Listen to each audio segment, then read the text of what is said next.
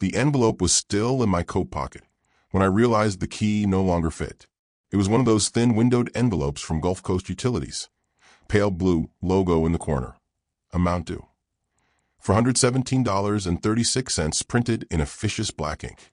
I had picked it up from the mailbox at 4:12 p.m. According to the timestamp on the security camera app my son insisted we install for peace of mind. Peace of mind. I stood on the front porch of the house I bought in 1998 for $312,000. Red brick, white shutters, a magnolia tree Vivian planted the year before she died. And tried the key again. It scraped. It resisted. It did not turn. I am 71 years old. My hands are not as steady as they were when I rewired half this house myself. But I know the feel of a lock that belongs to me.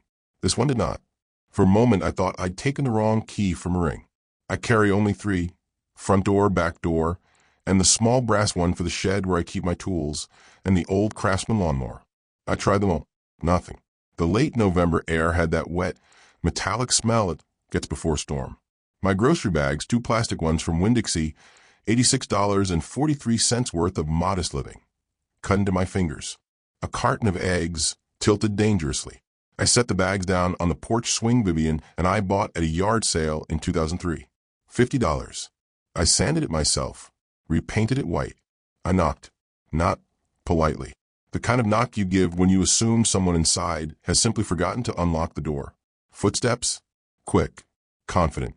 The door opened halfway. Chain still latched. Daniel stood there in a navy quarter-zip sweater I recognized.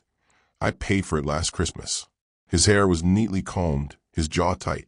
Behind him, I could see the edge of the foyer table and the framed photo of his MBA graduation in 2009. I remember that day clearly. Tuition, $62,000 over 2 years. Paid in full. Dad, he said, as if I were a delivery man.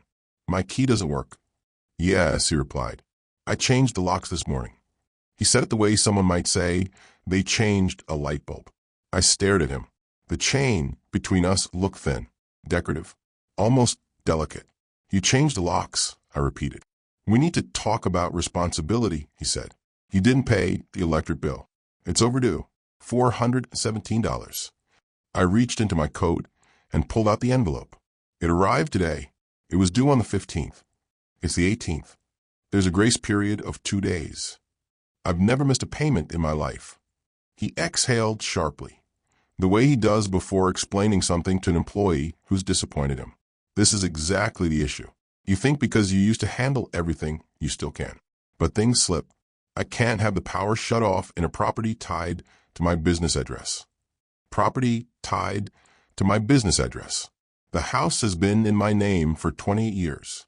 In 2018, when Daniel's construction supply company needed credibility for a $750,000 line of credit from First National Bank, he asked if he could list this address as the corporate headquarters. It's temporary, Dad, just for paperwork. Temporary is a flexible word. I pay you $2,000 every month, I said quietly. For shared expenses. For rent, I corrected. He smiled, thin, patient, dangerous. Dad, let's not play semantics. The utilities average $1,200 a month with a workshop in the back running. Your share's modest. Modest. The workshop is where Daniel stores surplus tile and plumbing fixtures for Coastal Build and Supply, LLC. Inventory I financed in 2020 with an $85,000 transfer from my retirement account when one of his contractors defaulted. I looked past him. Let me in. I can't. Can't, I repeated. Or won't. It's about boundaries. You need to understand there are consequences. For a $400 bill? For negligence. Something inside me shifted then. Not loudly. Not dramatically. Just a quiet click, like a breaker flipping. I was at the cardiologist this morning, I said. Dr. Patel, follow up on the arrhythmia. The appointment was at 10:30. I stopped for groceries after. He hesitated for half a second. Then the corporate tone returned. You could have set up autopay. I've told you this. I like to see what I pay for. That's old-fashioned.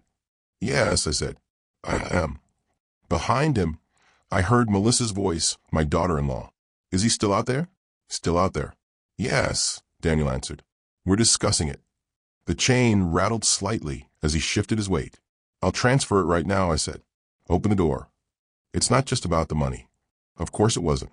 It never is. Then what is it about? Control, he said, and immediately seemed to regret the word. Structure. We can't have chaos. Chaos. I have paid in documented transfers and direct deposits, a total of $265,000 into Daniel's business over the past 8 years. I co-signed the original $750,000 line of credit on March 3, 2019. Interest rate, 6.2% variable. My signature sits beneath his on every page. But I am chaos. A car slowed in the street. Mrs. Hernandez from across the way. She pretended to adjust her visor while staring openly at the scene. Public humiliation has a specific temperature. It is colder than the air around you. Daniel, I said evenly, I am not standing on my own porch arguing about $400. You should have thought of that before ignoring the bill. I did not ignore it. You forgot. I looked at my son, the boy whose braces cost $5,800 in 2001, the teenager whose totaled Honda I replaced without raising my voice, the young man whose failed first venture, $48,000 in losses, I quietly absorbed so he wouldn't declare bankruptcy at 26. I did not forget, I said. He glanced at his Apple Watch. I have a call in 10 minutes. Of course you do. I picked up the grocery bags. The eggs had cracked. A thin line of yellow seeped through the plastic. So that's it.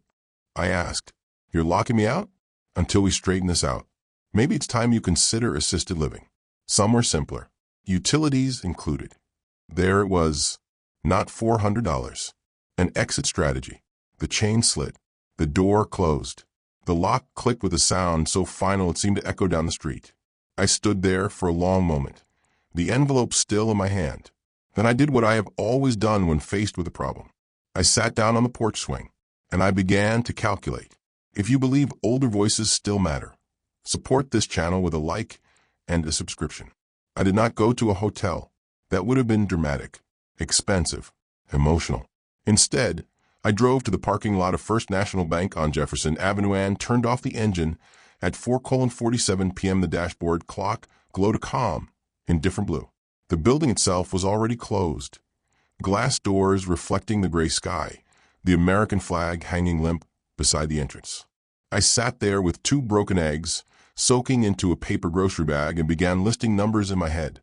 When you are 71 and alone, numbers are steadier than people. March 3rd, 2019. $750,000 line of credit for Coastal Build and Supply, LLC. Primary borrower, Daniel Mercer. Personal guarantor, Thomas Mercer. That would be me. Initial disbursement, $420,000 for warehouse expansion and equipment, forklifts, delivery trucks, pallet racking systems. I remember signing the documents in conference room B. The loan officer, a young woman named Claire with pearl earrings, had looked at me over the stack of papers. Mr. Mercer, are you comfortable with this exposure? I'm his father, I said at the time, as if that were a financial instrument. Then there was the bridge transfer in August 2020, $85,000 from my IRA, when a tile supplier Immobile demanded payment up front after Daniel's check bounced. Just temporary, Dad, he'd said, pacing in my kitchen while I buttered toast. Cash flow issue. COVID slowed everything. Temporary became permanent the way a crack in drywall becomes structural. In January 2021, I wired $60,000 to cover payroll after Daniel miscalculated a municipal contract bid. If we miss 1 week, he told me, we lose the entire crew. And so I saved his crew. In 2022, another $38,500 for a second delivery truck, a used Ford F-750 with 92,000 miles on it. He said the new commercial accounts required faster turnaround. I nodded, wrote the check, reheated leftovers alone that night. By conservative estimate, I have put $265,500 of my own liquid funds into Daniel's company over 8 years. That does not include the house, appraised at $940,000 last spring, which sits as collateral under the supplemental security clause on page 14 of the loan agreement. Collateral. That word has weight. I looked at my phone, 5:02 p.m. There were 3 missed calls from Daniel. 2 from Melissa. No voicemail. I imagine the conversation happening in my foyer. He'll cool off. He's being irrational. We're doing this for his own good. For my own good, I turned the engine back on and drove, not to a motel, but to the small diner on 78th Street where Vivian and I used to have coffee on Sundays. It still smells like frying oil and overbrewed coffee. The booths are cracked vinyl. The sugar dispensers stick. I ordered meatloaf, $14.99. I ate slowly. Across from me, in the reflection of the darkened window, I saw an old man with a straight back and tired eyes. Not confused, not negligent, not chaotic, calculated. Daniel was not wrong about one thing. Control matters. But he misjudged who actually had it.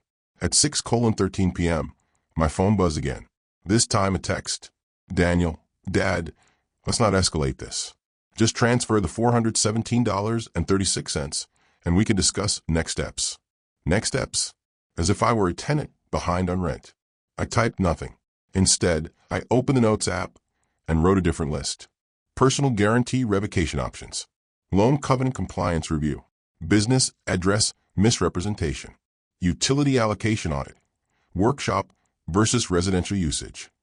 Property title reaffirmation. I may be old-fashioned, but I am not illiterate in contracts. After Vivian died in 2015, I spent nights reading through our estate documents just to quiet the house. I learned what words like indemnification and default trigger actually meant. I discovered that a guarantor can, under certain conditions, request a formal risk reassessment. And Daniel's business, while profitable on paper, has been skating close to its debt service ratio for 2 quarters. I know because I insisted on seeing the statements every June. He thought I glanced at them absent-mindedly over coffee. I did not. In Q2 of this year, net operating income was $182,000 against monthly debt obligations of $14,300. Healthy but not invincible. If the bank reclassified the risk profile, say due to instability in collateral occupancy, the terms could change. Quickly, I finished the meatloaf and left a $5 tip. In the parking lot, the air had turned colder. My breath fogged in front of me as I unlocked the truck. I did not feel angry in a theatrical sense. No shaking fists. No shouted curses. What I felt was something steadier. Clarity. For 8 years, I told myself I was investing in my son's future, supporting entrepreneurship, bridging generational gaps. What I was actually doing was insulating him from consequences. Tonight, he introduced one for me, a locked door. I sat in the driver's seat and scrolled to a contact I had not used in months. Claire Henderson, First National Bank, loan officer. I did not call, not yet. I looked at the time, 6:42 p.m. Banks open at 9:00. There's something profoundly humbling about being locked out of your own home over $400. But there's something even more humbling about realizing the person inside believes you are powerless. I placed the cracked eggs gently on the passenger seat. And for the first time since Daniel changed the locks, I allowed myself a small, humorless smile. $417. That was the price he put on me. Tomorrow, we would determine the price of his assumptions. I slept in my truck that night, not because I had nowhere else to go. I could have called my sister in Biloxi. I could have booked a room at the Hampton Inn off Highway 90. I have the money, but I wanted to feel it. The vinyl seat beneath my back, the slow tick of the cooling engine, the faint hum of traffic after midnight. There is a clarity that comes when comfort is removed deliberately. It sharpens memory. At 7:15 a.m., I shaved in the restroom of a Chevron station using cold water and the small toiletry kit I keep in a glove compartment for fishing trips I no longer take. I combed my hair, pressed my jacket flat with my hands. If one is going to discuss $750,000, one should look awake. I pulled into the driveway at 8:02 a.m. The magnolia leaves were slick with dew. The porch light was still on. Daniel has never been good at remembering switches. The grocery bags were gone. I suppose Melissa rescued the eggs. I tried the key again out of principle. It did not turn. I knocked. This time the door opened fully. No chain. Daniel stood there with a travel mug in one hand and irritation already prepared on his face. "What are you doing here?" he asked. "Good morning," I said. "We agreed you'd give us space. You agreed to change my locks." His jaw tightened. "Dad, I don't have time for theatrics." "Neither do I." Melissa appeared behind him, wrapped in a beige cardigan, her phone already in her hand as if anticipating documentation. "Thomas," she said carefully, "we discussed this last night. It's not safe for you to be here unsupervised if bills are being missed." "Unsupervised? I paid this house off in 2007, I said. 30-year mortgage in 9 years. Extra principal every quarter. You were still in high school." "That's not the point," Daniel snapped. "It usually is." He stepped onto the porch, pulling the door mostly closed behind him. "You can't just show up and pretend nothing happened. This is a boundary. You need structure." I studied his face, the faint crease between his eyebrows he's had since he was 10 and trying to solve math problems too quickly. "I am here," I said evenly, "because this is my primary residence." "It's our residence." "No," I replied. "It is yours by convenience. It is mine by title." Melissa's phone tilted slightly higher. "Dad," Daniel said through clenched teeth, "don't threaten us with paperwork." I almost laughed. I haven't begun. A neighbor's garage door opened down the street. The suburban soundtrack of morning. Engines, sprinklers, distant barking. Normalcy wrapping around something deeply abnormal. "I want my house," Kia said. "No." The word landed heavy and flat. "You're escalating," he added. "And I won't tolerate intimidation." "Intimidation," I repeated softly. "You changed the locks on a 71-year-old man over a $417 utility bill. You forgot." I did not forget.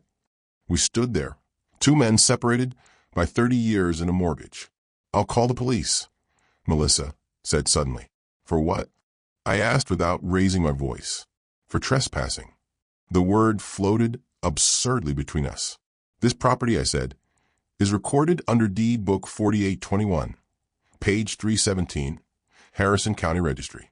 Sole owner, Thomas Edward Mercer." Daniel's eyes flickered. "He hates when I remember details." "That was before the business restructure," he said.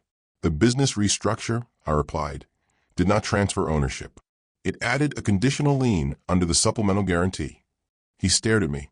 I continued. "You listed this address as Coastal Build and Supply's principal place of operation to strengthen the loan profile." I allowed it. "You pledged nothing else of comparable value." "That was strategic." "Yes," I said. "It was." Melissa lowered her phone slightly. "So here is what we're going to do," Daniel said, stepping closer. "You're going to go back to wherever you stayed last night. You're going to think about assisted living options. And we're going to sit down like adults when you're calmer." I felt something that not rage, but a precise, contained anger, the kind that keeps hands steady. "I am perfectly calm," I said. "You don't look calm." "I slept in my truck." He blinked. "Just once. That was your choice." "Yes," I agreed. "It was." A patrol car rolled slowly past the end of the street, not stopping, just existing. I wondered briefly how that conversation would go. "Officer, my son locked me out of my own house." "Sir, is your name on the deed?" "Yes." "Then why are you outside?" "Because he believes I am dependent. Because he believes $417 gives him leverage. Because he believes I will fold." "I am not here to argue," I said finally. "I am here to inform you." "Inform me of what?" Daniel asked. "That I have an appointment at 9:30 this morning." "With who?" "First National Bank." His shoulders stiffened almost imperceptibly. "You don't need to involve them." "I already have." "That's ridiculous." "Is it?" Melissa stepped forward now, voice sharp. "You wouldn't sabotage your own son over a misunderstanding." "Sabotage? Such a strong word." "I co-signed a $750,000 obligation," I said quietly. "That is not sabotage. That is exposure." Daniel's voice dropped. "You're overreacting." "Am I?" "Yes." "Then you have nothing to worry about." Silence settled over the porch like humidity before a storm. He studied my face for weakness, for hesitation. I gave him neither. "Dad," he said finally, soft and now almost coaxing, "don't make emotional decisions." "I am not emotional," I replied. "I am responsive." Melissa's fingers tightened around her phone. "You can't just pull your guarantee," Daniel said. "It doesn't work like that." "Sometimes it does," I answered. The front door behind him remained closed, locked. I stepped back from the porch. I will return this afternoon, I said. One way or another. You're threatening us? Melissa insisted. No, I said. I'm recalibrating. I walked down the driveway slowly, deliberately. The gravel crunched under my shoes. The morning sun had begun to burn off the dew. At the curb, I paused and looked back at the house. The magnolia tree swayed slightly in the breeze.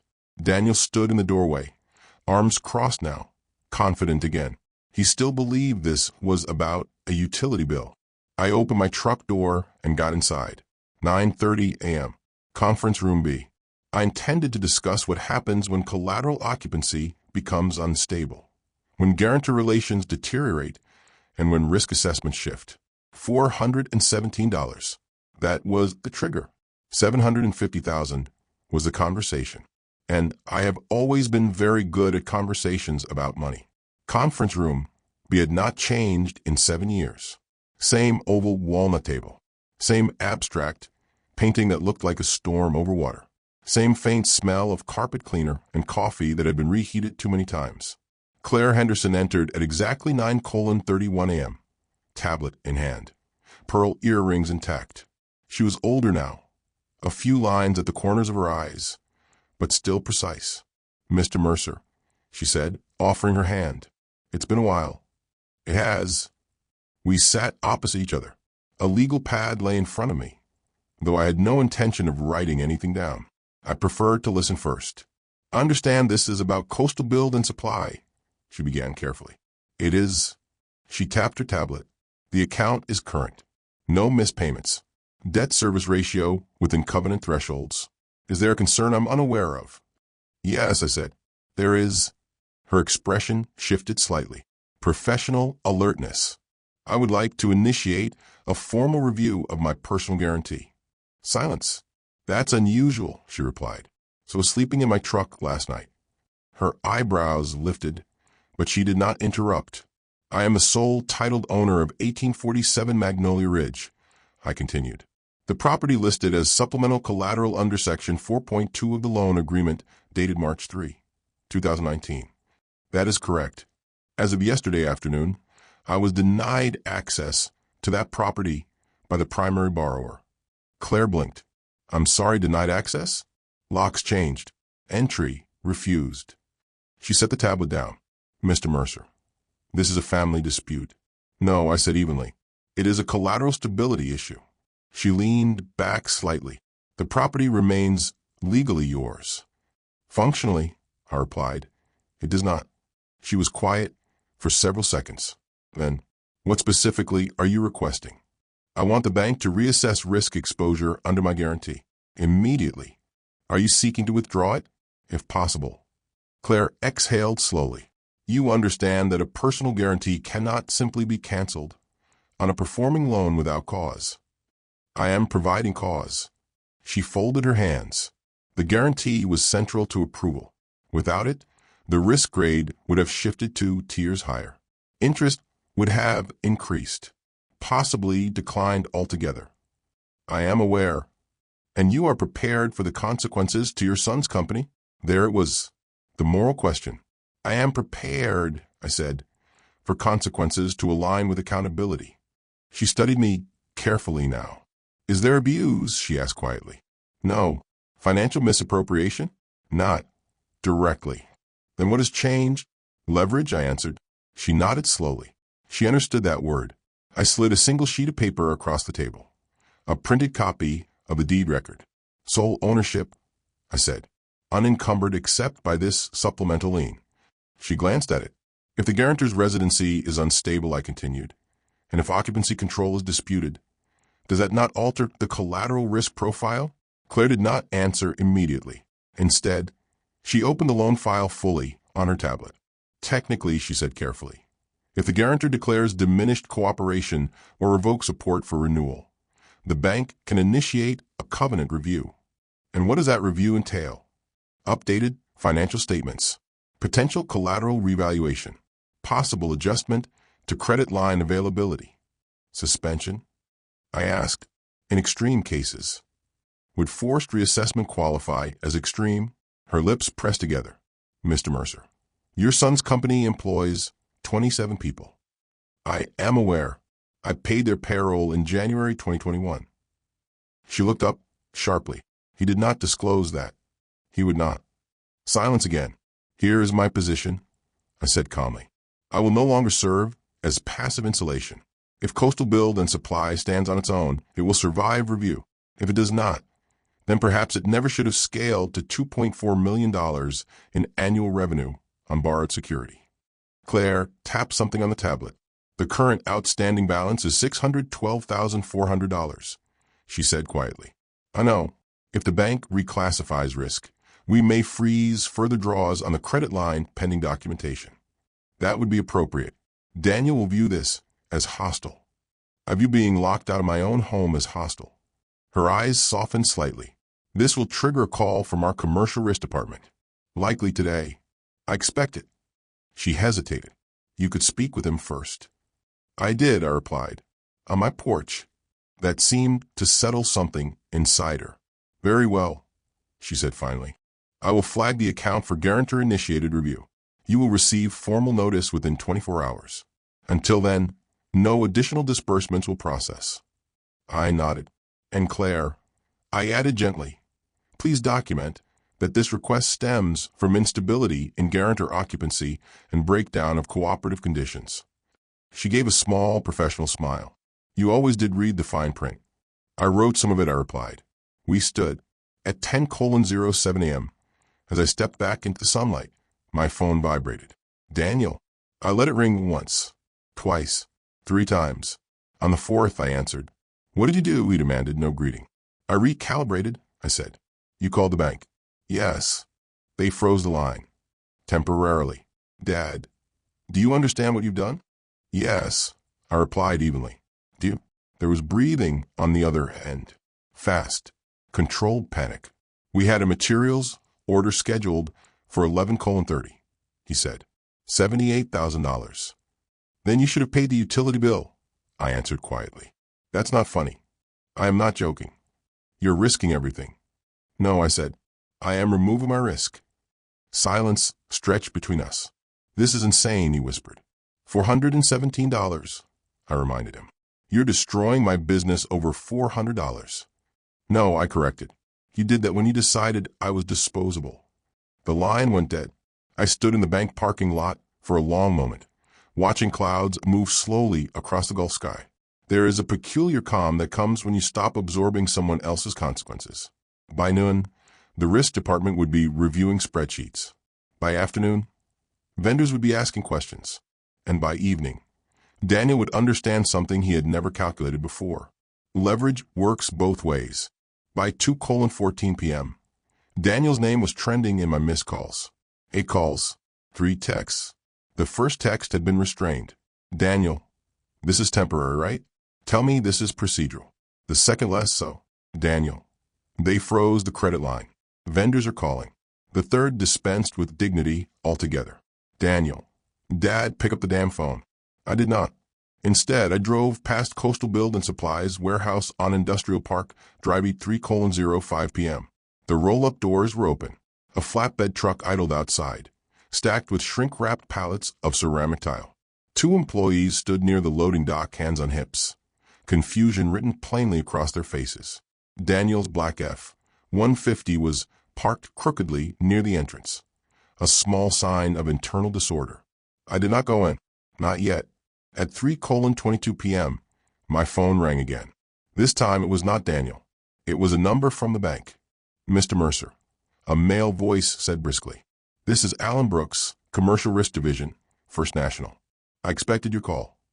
We've initiated covenant reassessment on Coastal Build and Supply following your guarantor status review. And we've placed a temporary suspension on further line utilization pending updated financial disclosures and collateral confirmation. How long? Minimum 5 business days, possibly longer. Has Mr. Mercer been informed? Yes. And his reaction? A pause. Professional restraint. He expressed urgency. I almost smiled. Is there a compliance issue? I asked. There are concentration concerns, Brooks replied carefully. Revenue growth outpaced liquidity buffers over the past 2 quarters. Nothing delinquent, but dependent. Dependent, I repeated. On your guarantee. Understood. We'll require fresh statements within 48 hours. Thank you, I said. Please keep me copied. When I hung up, I checked the time. 3:41 p.m. At 4:03 p.m., Daniel called again. I answered. What do you want? He demanded. To be treated like the legal owner of my home. This isn't about the house anymore. It always was. You humiliated me in front of my lender. You locked me out in front of my neighbors. That's different. How? He was breathing hard now. I could picture him pacing the warehouse floor, employees pretending not to listen. You blindsided me, he said. No, I replied. I warned you. On the porch. You didn't say you'd pull the guarantee. I said I was recalibrating. Dad, do you understand what happens if they downgrade our risk grade? Yes. Interest spikes. Vendors get nervous. Insurance premiums adjust.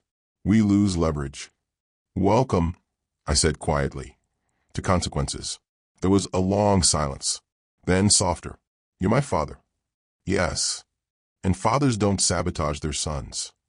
Fathers also don't get evicted over $400. The line crackled faintly. They're asking for updated inventory audits, he muttered. Full disclosure. They should. You don't trust me? I trusted you with my house. Another silence. You're overreacting, he said again. But the certainty was gone now. At 4:37 p.m., I parked in front of the warehouse. This time I went inside. The building smelled of sawdust and diesel fuel. Fluorescent lights hummed overhead. A forklift beeped in reverse somewhere in the back. Daniel stood near his glass office, tie loosened. Phone pressed to his ear. Yes, I understand, he was saying. We'll submit everything. End of day, tomorrow. He saw me. His expression shifted from fury to something more complicated. He ended the call. What are you doing here? He asked. I wanted to see the empire. This isn't funny. I'm not laughing. Two employees glanced in our direction. One of them, a young man named Tyrai, once up higher, quickly looked away. You made your point, Daniel said, lowering his voice. Now fix it. Fix what? Call them. Tell them you overreacted. I did not overreact. You escalated a family issue into a financial crisis. You escalated a utility bill into exile. His jaw tightened. This affects 27 families. And you think locking out the man who secured their salaries was harmless? That's not the same. It is precisely the same. He stepped closer. You always do this, he said through clenched teeth. You hold things over me. I finance things under you, I corrected. That's manipulation. No, I said calmly. That was generosity. A silence settled between us, heavy and exposed. Behind the glass office wall, I could see framed certificates. Fastest growing supplier 2022. Regional Contractor Award. Growth is impressive. So is gravity. What do you want? He asked finally. Access to my house. Written acknowledgement of my sole ownership. Removal of the business address from corporate filings within 30 days. That's extreme. No, I said. That's structure. He stared at me as if recalculating a balance sheet. And if I don't, then the bank continues its review. His phone buzzed again in his hand. He looked down at it. Vendor. He declined the call. This is blackmail, he said quietly. It's leverage, I answered. You'd let it collapse? I would let it stand on its own. He closed his eyes briefly, just for a second. When he opened them, the certainty was gone. I'll change the locks back, he said. Today, and we'll talk. Yes, I agreed. We will. He nodded stiffly. As I turned to leave, I noticed Tyler watching us from near the loading dock. There's something about public reckoning that strips away illusion. Daniel had believed the bank trusted him. He had forgotten they trusted me. By 5:52 p.m., I received an automated alert. Property security update. Front door lock reconfigured. I drove home slowly. The magnolia tree stood exactly where it always had. This time, when I inserted the key, it turned. Inside, the air smelled faintly of Melissa's lavender diffuser. I stepped across the threshold of my own house and closed the door behind me. The lights worked. The power had never been in danger. Only respect had been. Daniel did not come home that night. Melissa did. She entered quietly at 7:18 p.m., heels in hand. as if noise might trigger another financial review. I was at the kitchen table with a yellow legal pad, not because I needed it, but because the act of sitting there in my chair, under my light fixture, beside the crack in tile Vivian always meant to fix, felt like reclaiming territory. The utility bill lay in front of me, $417.36. Paid online at 6:05 p.m. Confirmation number printed neatly in the corner. Melissa stopped when she saw me. You didn't have to do all that, she said. All what? She hesitated. At the bank. I did, I replied. I absolutely did. She set her heels down carefully on the counter. He's under a lot of pressure. So was I said calmly. Outside, with groceries. She did not argue. Instead, she poured herself water and leaned against the sink. You scared him, she admitted. Good. Her eyes flicked up. That's not very kind. Neither is eviction. Silence stretched between us. After a moment, she said, he thought you were slipping. I am 71, I replied, not dissolving. She almost smiled at that, but thought better of it. At 8:42 p.m., Daniel finally came through the door. He looked 10 years older than he had that morning. Tie gone, shirt wrinkled, phone still in his hand as if it were a life support device. We regarded each other across the kitchen. I submitted everything, he said. I assumed you would.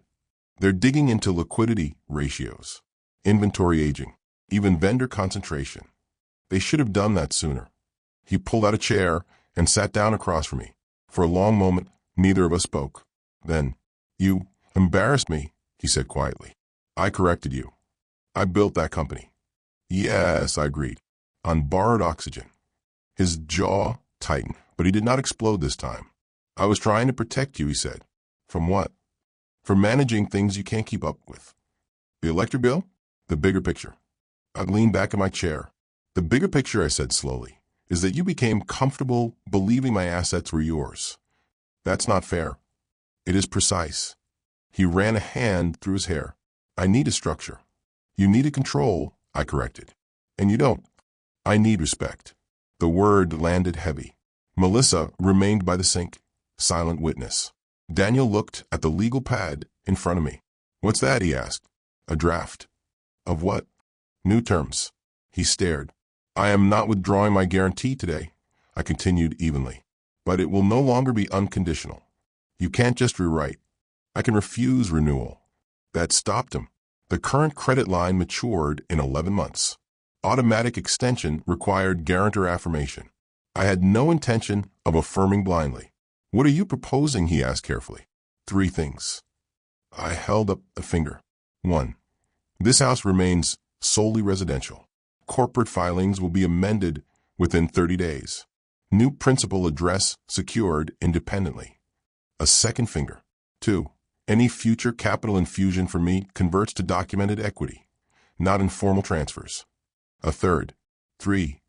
Written acknowledgement that I retain full occupancy rights without interference. Melissa exhaled slowly. You're drawing up contracts against your own son, she said. I'm drawing boundaries. Daniel's voice was quieter now. And if I refuse, then we let the bank decide what your company is worth without me. He looked down at his hands.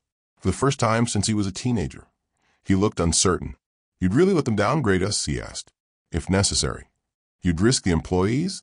I risked my retirement for them already. Silence again. Finally, I thought you'd fold, he admitted. I noticed. I didn't think you'd move. Most people don't, I said. He let out a slow breath. I'll amend the filings, he said. Tomorrow. And the rest. He nodded once. Reluctant. Real. Fine. There it was. Not an apology, but a recalculation. At 10:17 p.m., he left the kitchen and went upstairs. Melissa lingered. He's not a bad man, she said softly. No, I agreed. He's an untested one. When the house finally grew quiet, I walked to the front door and locked it myself. The same lock. My key. It turned smoothly. I stood there in the dark foyer for a moment, listening to the refrigerator hum, the faint tick of the hallway clock. Nothing dramatic had happened. No business collapsed. No headlines printed, but something fundamental had shifted. The bank would finish its review. Terms might tighten. Interest might rise half a point. Daniel would feel that in every monthly statement, and he would remember why. $417. That was the invoice. $750,000 was the reminder. But the real balance sheet was simpler. A son tried to measure his father in utilities. He learned that leverage runs both directions. And some debts are not financial until you make them that way.